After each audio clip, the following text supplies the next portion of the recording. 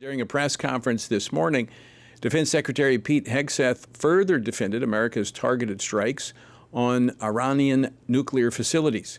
He and Joint Chiefs of Staff Chairman Dan Kane presented new information on the extent of the damage. The Secretary also torched legacy media for hoping the strikes, quote, maybe weren't effective and trying to play them against President Trump. Here to discuss this, Congressman LaHood, who serves on the House Permanent Select Committee on Intelligence. He represents the 16th Congressional District of Illinois. Congressman LaHood, welcome back to Washington Watch. Always good to see you. Good to be with you, Tony. So I know the House is scheduled for its own briefing tomorrow from the White House on the extent of the damage done. But what are you hearing so far, and would you call this a success? I would absolutely call it a success. The Intelligence Committee on the House side has been meeting throughout this week in our classified briefings in the SCIF and going over that. I can't get into the details on that. But as CIA Director Ratcliffe said yesterday, what President Trump did severely damaged the Iranian nuclear program.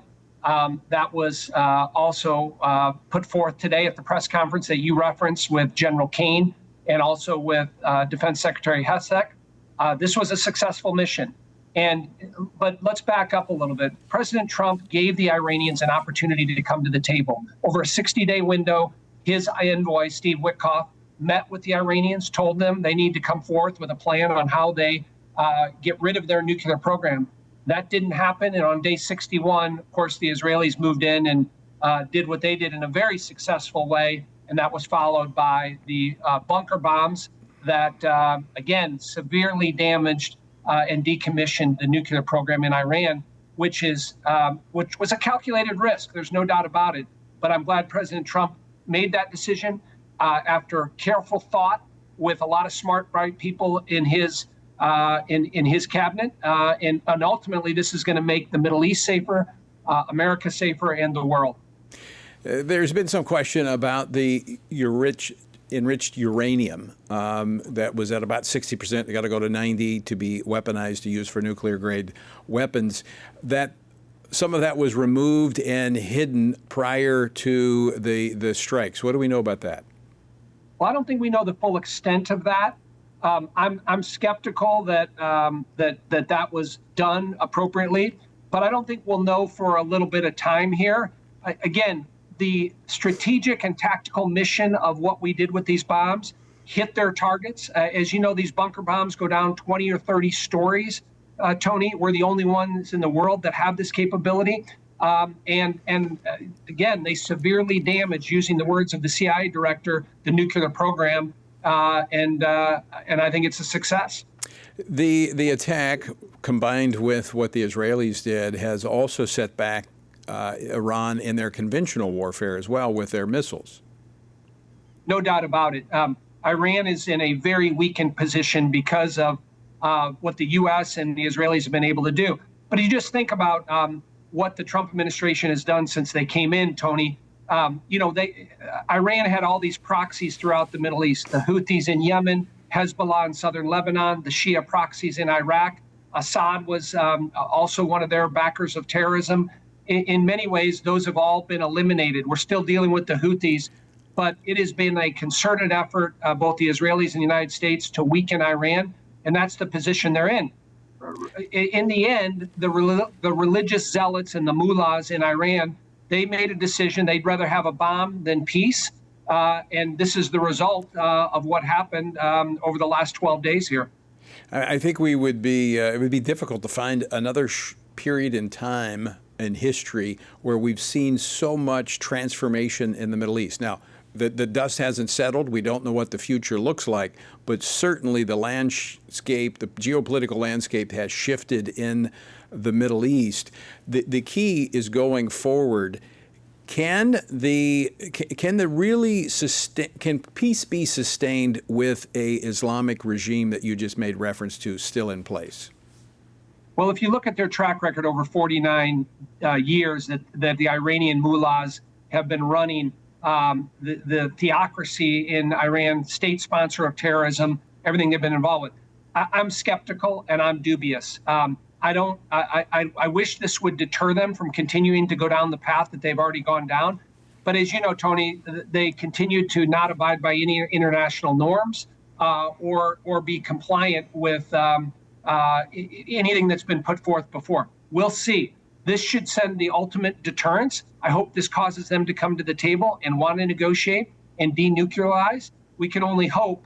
But I think we couldn't have sent a stronger message than we did over the last several days. Congressman LaHood, I would certainly agree to that. I want to kind of shift a bit, still related. You're a member of the House Select Committee on the Chinese Communist Party. Now, many would say, all right, so what does that have to do with Iran? It has a lot to do with Iran because China has been holding up Iran and supplying it with funds to be able to move forward with what it's been doing. Well, you're exactly right, Tony.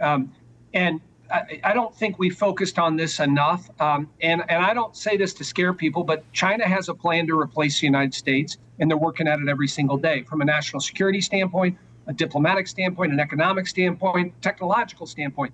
And them supporting countries like Iran, buying much of their energy, has helped fuel and fund Iran and the mullahs there. And, you know, that, again, has not been covered enough, but that's the reality.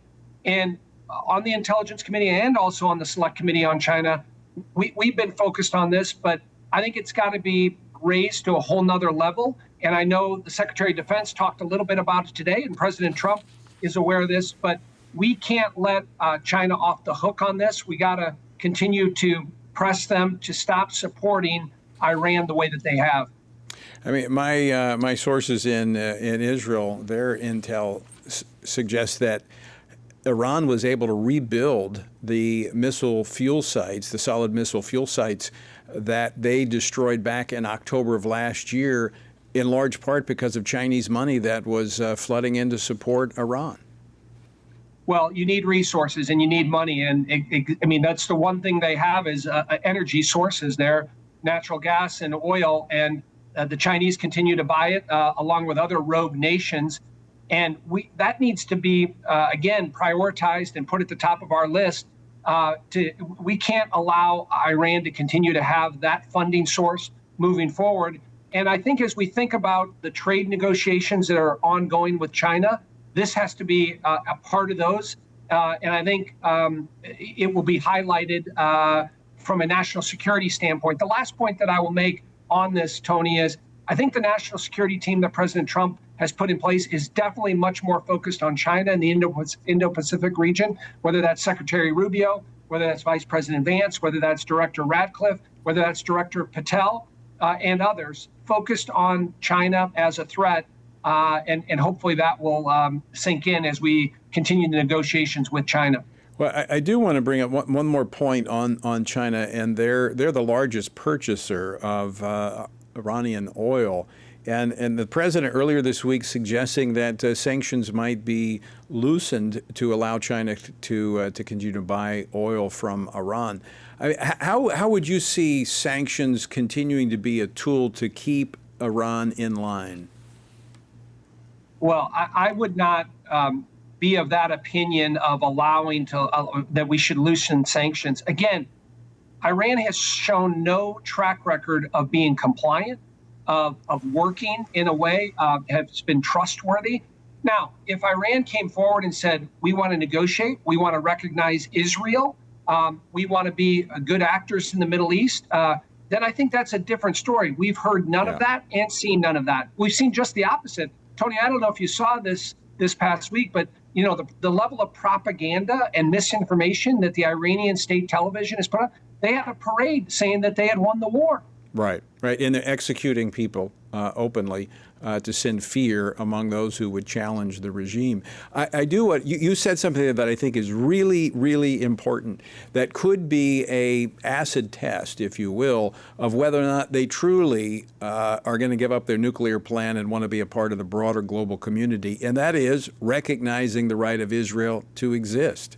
They have not done that. I would be hard-pressed to see them do it. Well, we'll see. Again, there's a number of things that they can do. to show that they are good actors. That has not been a way that anybody would describe them moving forward, but there is a pathway for them to move forward, and we'll see if those negotiations continue, and we can hope for that. Yes. But I think we have to be skeptical and dubious. Trust but verify. Congressman LaHood, great to see you. Thanks so much for taking time to join us today. Appreciate your insight. Good to be with you, Tony. Thanks.